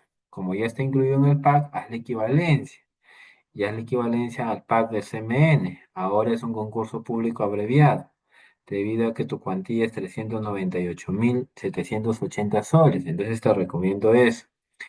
Me indicas que se ha solicitado que los TRR se adecúen a la nueva ley, correcto, se pueden adecuar solo en la parte administrativa, sin alterar, cambiar la parte esencial, la parte técnica, porque de hacerlo tendrías que hacer una nueva interacción con el mercado, porque ya hiciste un estudio de mercado. Con la anterior norma hiciste un estudio, si te mandan un requerimiento modificado totalmente, ahora tendrás que hacer una interacción y tendrán que confirmar el monto. Si el monto se mantiene, utiliza la misma CCP. Si el monto disminuye, la cuantía disminuye, puedes rebajar la CCP e incorporarla al expediente, ¿no? Entonces, esa sería mi recomendación, estimada participante. Su nombre es Ana. Espero que haya quedado esta parte claro. Puedes solo actualizar el requerimiento e indicar que como los cambios son netamente formales, de formalidad y no esenciales, puedes conservar las cotizaciones para convertirlas en esta consulta al mercado, porque ya la hiciste, estimados colegas. Muy bien, vamos a ver. Si son formales, si son, por ejemplo, antes era sistema de contratación, ahora es método de pago. No, si son de esa naturaleza. Muy bien, vamos avanzando. No sé si tengas alguna consulta, estimada participante, alguna consulta adicional. Entonces, vamos a avanzar con esta otra parte. ¿Qué nos viene? La cuantía. Nuevamente, recuerden que la cuantía es el resultado, es el valor. Ojo que no es necesariamente por el valor en que se va a adjudicar, pero debe de estar respaldado con el Sistema Nacional de Presupuestos, con su respectivo marco presupuestal. Precisamos, a fin de gestionar la certificación, como lo venía diciendo, y o previsión presupuestal correspondiente, la DEC considera la cuantía de la contratación establecida en el PAC del CMN. Claro, la puede considerar, pero lo más importante es que la interacción ya la define, la cual puede ser actualizada producto de la interacción con el mercado, según corresponde, lo que le venía diciendo. La cuantía de la contratación incluye todos los conceptos que sean aplicables al bien, servicio u obra a contratar. Continuamos. En el caso de los procedimientos de selección según relación de ítems, lotes o tramos, la cuantía de la contratación se establece por la sumatoria de los valores de cada uno de los ítems, lotes o tramos considerados. ¿Qué más? No es obligatorio, atentos, dar a conocer a los proveedores la cuantía de la contratación durante la fase de selección, salvo que sea el punto de referencia para la presentación de ofertas, ejemplo, en obras, ¿no? Muy bien. Con toda esta información, lo que nos queda es aprobar el expediente de contratación. Recuerden que el artículo 51 de la Ley General nos dice que el expediente de contratación contiene la información que respalda las actuaciones realizadas desde la formulación de requerimiento del área usuaria hasta el cumplimiento total de las obligaciones derivadas del contrato, incluidas las incidencias del recurso de apelación y los medios de solución de controversias de la ejecución contractual. ¿Qué más? El reglamento nos precisa que el expediente de contratación incluye toda la información correspondiente al proceso de contratación, privilegiándose el uso de medios electrónicos para su custodia y resguardo. La DEC es responsable, o sea, la oficina de abastecimiento es responsable de toda la información que se encuentra en el expediente de contratación, así como de la disponibilidad para aquellos que lo requieran. Muy bien, hay algunas preguntas por ahí, vamos a ir leyendo conforme vamos avanzando. Y nos pregunta, Carmen, ¿cómo se llamará esa actuación en la Pladicov? ¿Te refieres a los contratos menores? Eso son actos preparatorios que con ellos se definirá, ¿no? El ganador de la orden de compra, de la orden de servicio. Recuerden que los contratos menores es un método eficiente de contratación, está en la normativa sí, y debe de mantener la flexibilidad. Entonces la flexibilidad es, por un lado, que tú de requerimiento sales a la interacción, pero a través de la Platicó, e inmediatamente defines al ganador y puedes generar la contratación. Por eso se llama un método eficiente de contratación y por eso el contrato menor mantiene la flexibilidad que nos dice. Ubaldo Tineo nos dice, mi comentario personal, si la norma anterior era de engorrosa, demasiada, tiempo en sus fases, esta nueva norma, hasta donde vamos escuchando, es más engorrosa, más compleja. Preciso, no hay plazos. Preciso, es aparentemente compleja, pero tiene muchos aspectos no regulados. Por eso vamos a apelar, lo comenté, al artículo de discrecionalidad. Entonces, ahora las entidades, por ejemplo, me llega un requerimiento, voy por indagación, agarro ¿cómo se llama? Mis antecedentes de la entidad y en menos de 2 días yo ya puedo convocar. ¿Por qué? Porque la cuantía se definió por la indagación. Pero si hablamos de algo complejo, yo tengo que pasar por la consulta al mercado. En pocas palabras, es cuestión de entrenamiento, estimado participante. No resalto la nueva normativa. La nueva normativa y la antigua normativa son aspectos totalmente diferentes, coinciden en los principios, pero se han reestructurado de otra manera. Y eso amerita sopesar, ¿no? No hay que comparar, ¿no? No comparo la ley pensando en otra ley, no es como tu ex y el actual, no, no, son personas totalmente diferentes. Entonces, una persona es esta y otra persona es esta. Cualidades diferentes, manera de redacción es diferente. La nueva normativa ha sido impulsada desde el Ministerio de Economía y Finanzas, no propiamente de los que ahora es OSE, y no considero la norma, no, la nueva normativa más compleja que la anterior, en el sentido de que tiene nuevos términos, nuevas formas de leerla, nuevos pasos. Es más, no hay mucha literatura en este momento, lo que sí hay mucha incertidumbre. Yo comparto ese último punto, Agustineo, contigo, pero no considero que si la orden en borrosa estés en borrosa, no, o sea, no han cambiado A por B, han cambiado todos los enfoques y eso lo vamos a demostrar en proceso de selección.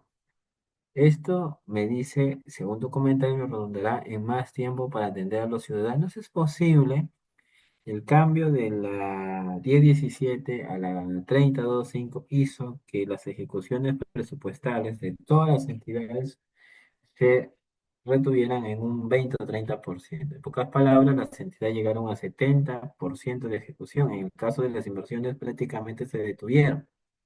Entonces, eso va a ser el primer año de implementación de la nueva normativa.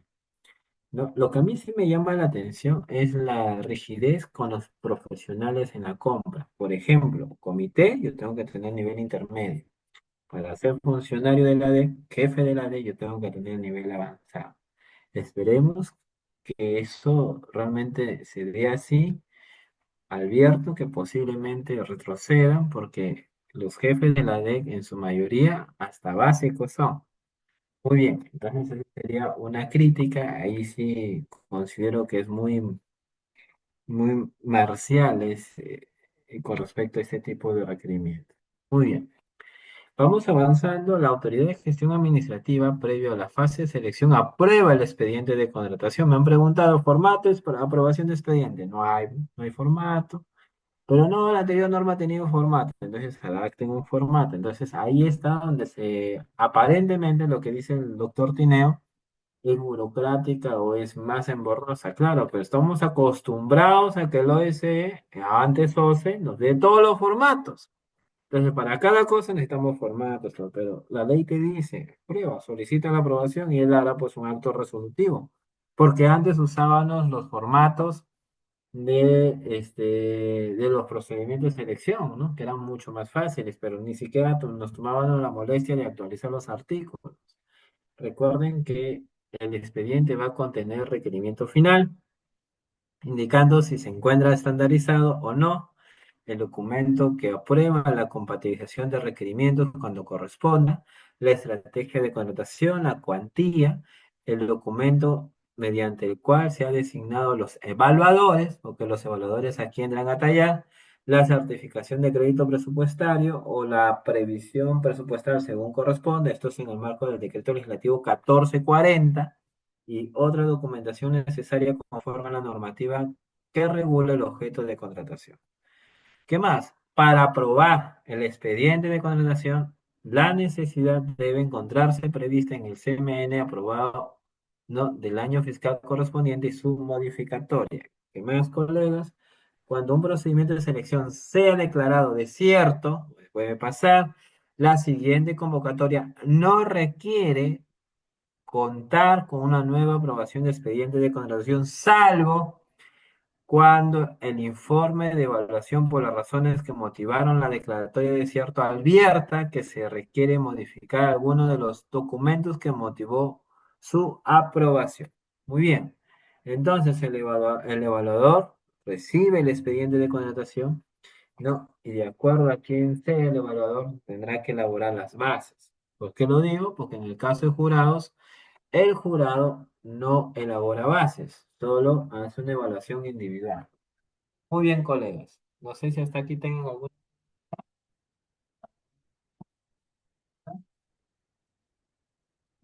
pregunta. Y ahora tenemos que hablar de las bases. Muy bien,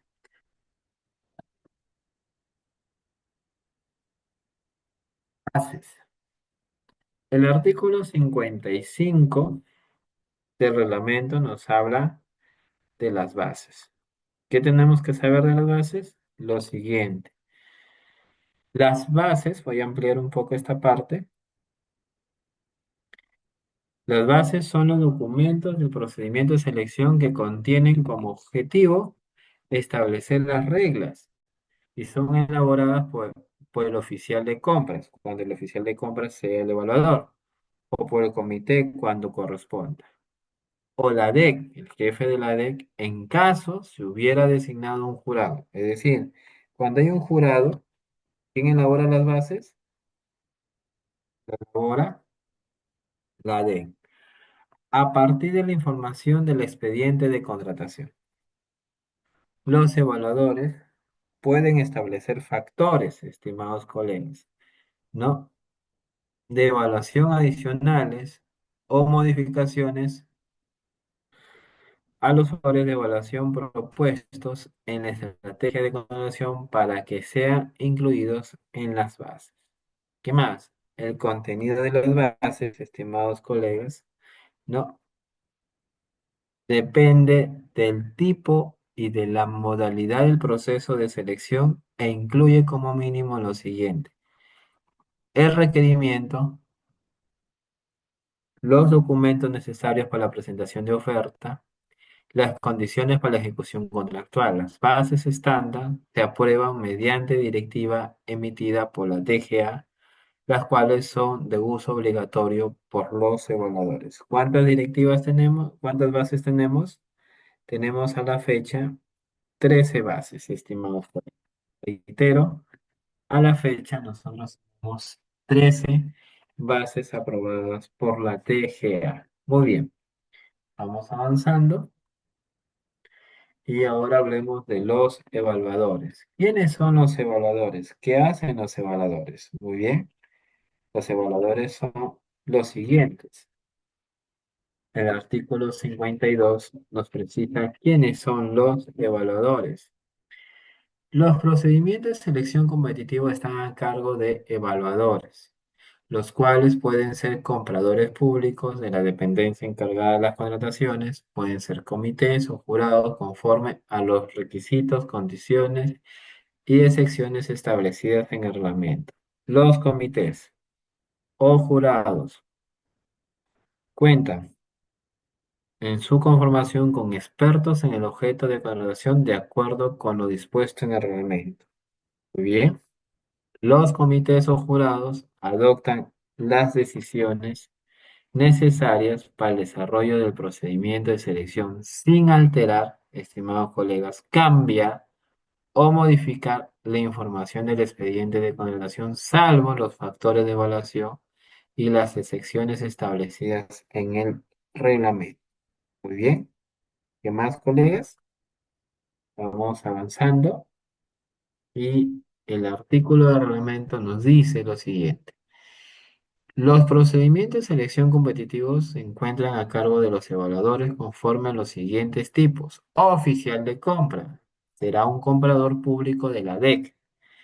Comité, conformado por tres integrantes, de los cuales al menos uno es comprador público de la DEC y uno es experto o profesional que cuente con conocimiento técnico y o experiencia en el objeto de contratación.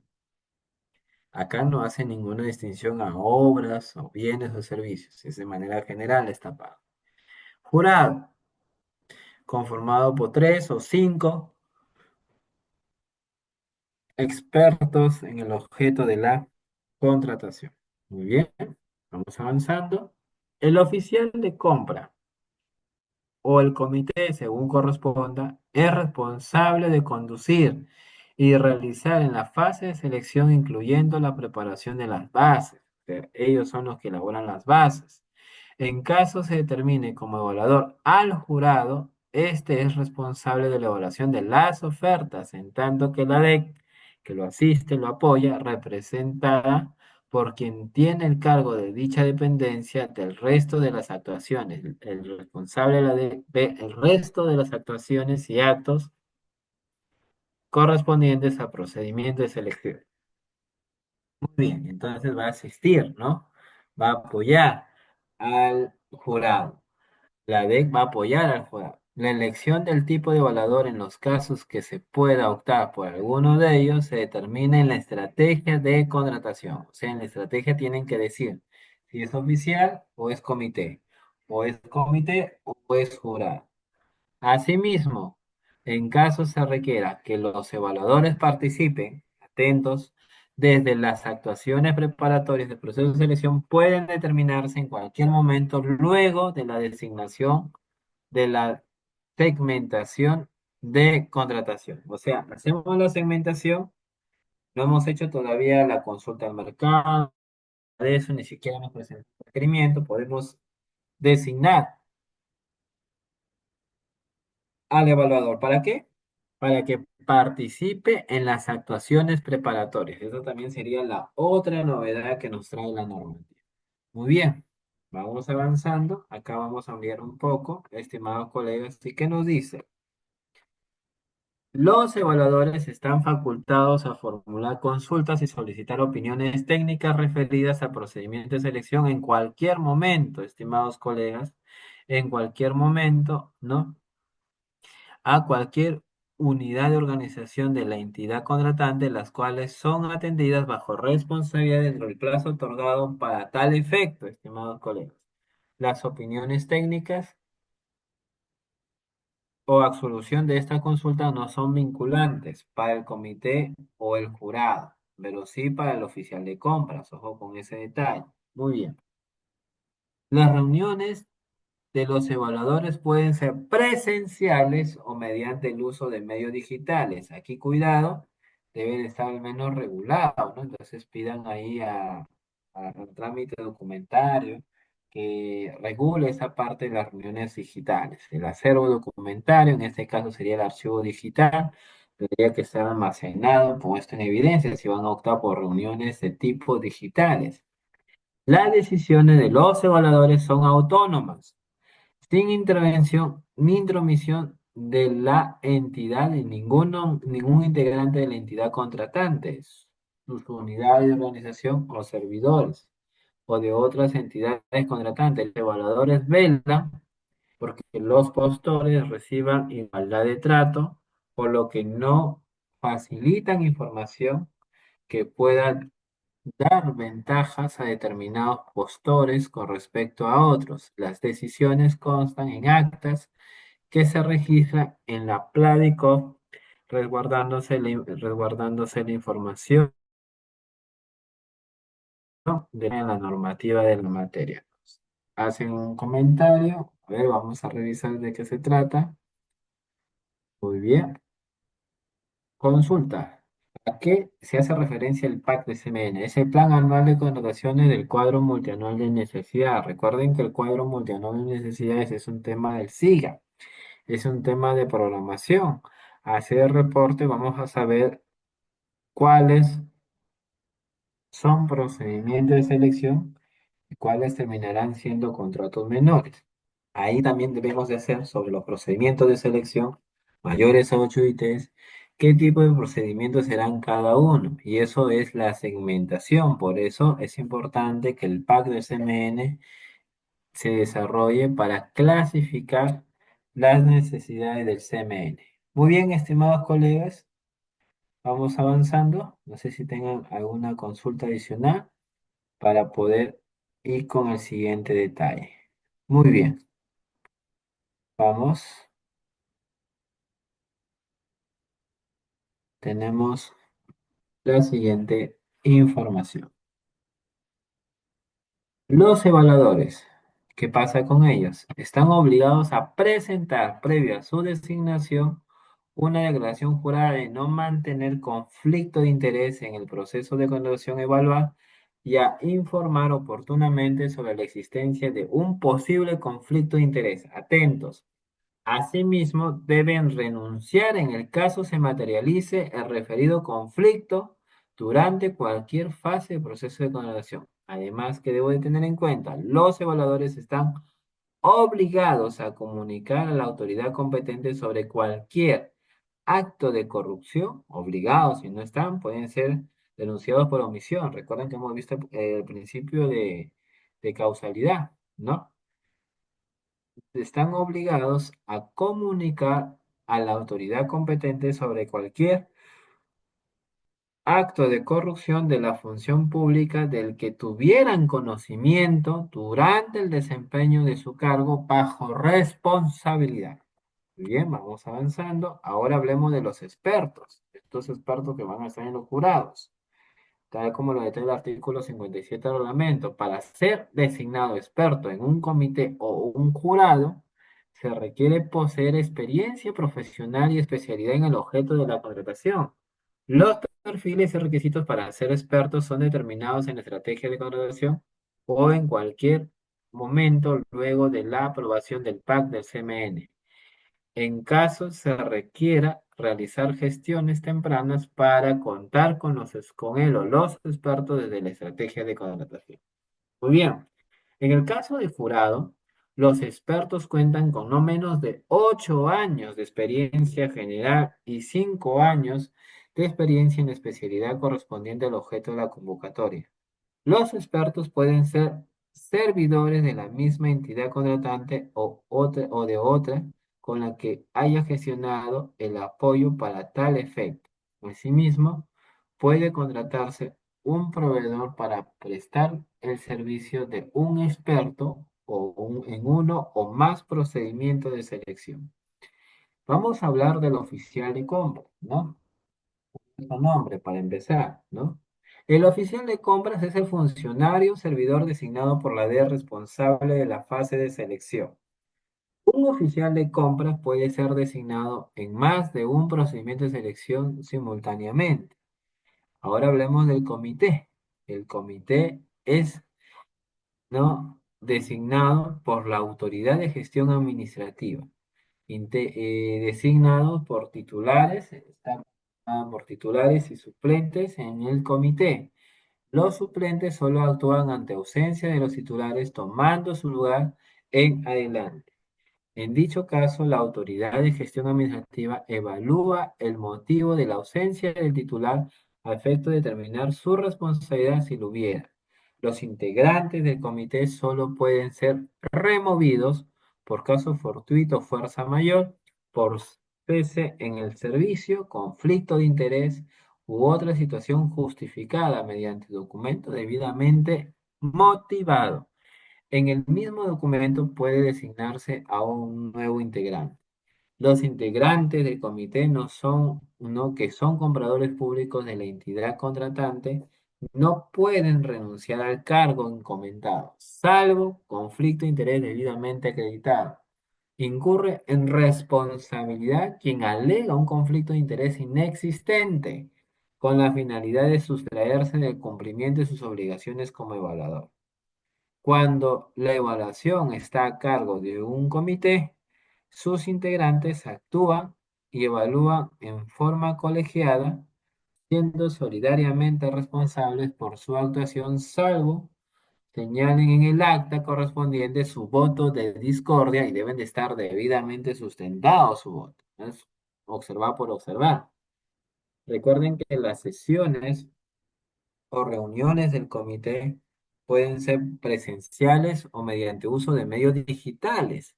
Para sesionar y adoptar acuerdos válidos, el comité se sujeta a las siguientes reglas. ¿Cuáles son las reglas? Las que vamos a mostrar en este momento.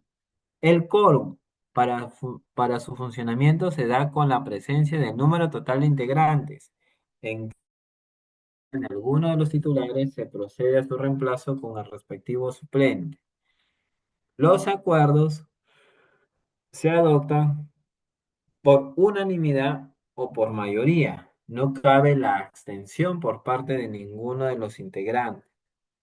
Los acuerdos que adopten y sus votos en discordia con su respectiva fundamentación constan en actas que se registran en el Platicov. Ahora hablemos del jurado. ¿El jurado quiénes son? Según el artículo 60 del reglamento, la autoridad de gestión administrativa designa a los expertos integrantes del jurado. En el mismo acto de designación se incluye a un suplente quien participa en ausencia de alguno de los demás miembros del jurado, tomando su lugar en adelante. La elaboración de las bases está a cargo, en este caso, de la DEC. La DEC puede solicitar la opinión y aporte de los miembros del jurado, estimados colegas. Muy bien, los jurados realizan individualmente la evaluación, o sea, por separado, estimados colegas, por separado. Muy bien, realizan en este caso, ¿no?, la evaluación por separado, ¿no?, tanto de la parte técnica y económica, y remiten sus puntajes asignados a la ley. El puntaje total del postor se determina considerando los puntajes asignados individualmente por cada jurado.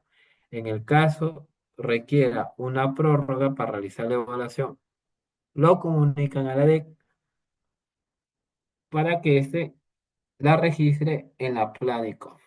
Muy bien, estimados colegas, ¿qué más debo de hacer en este momento? Lo siguiente que debo de conocer de la nueva norma. En los procedimientos de selección, con su etapa de negociación o diálogo competitivo, el jurado conduce las rondas a realizarse y determina de forma colegiada o por mayoría las decisiones que se adoptan en estas. Muy bien.